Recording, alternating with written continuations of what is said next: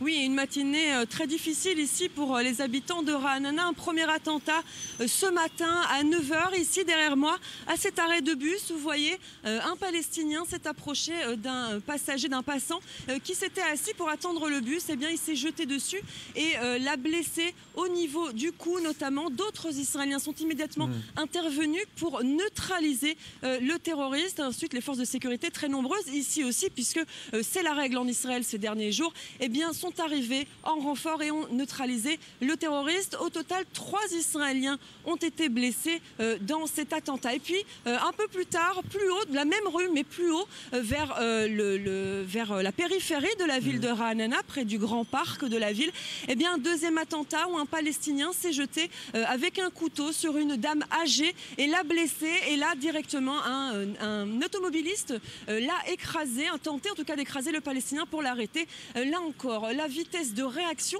des Israéliens a bien sauvé des vies ici en Ra'anana. Myrick, quelle est l'atmosphère à présent à Ra'anana, quelques minutes après ces 2 attentats?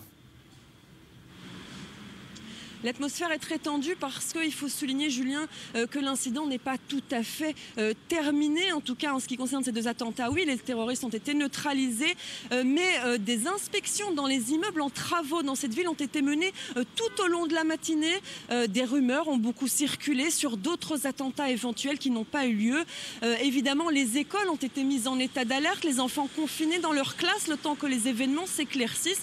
Évidemment, un petit peu de panique ici à Ra'anana et le maire de la ville tente de calmer les esprits. 2 attentats en quelques heures, même pas en 2 heures, dans cette petite ville du centre du pays où on avait l'impression que plus ou moins rien n'arrivait ici.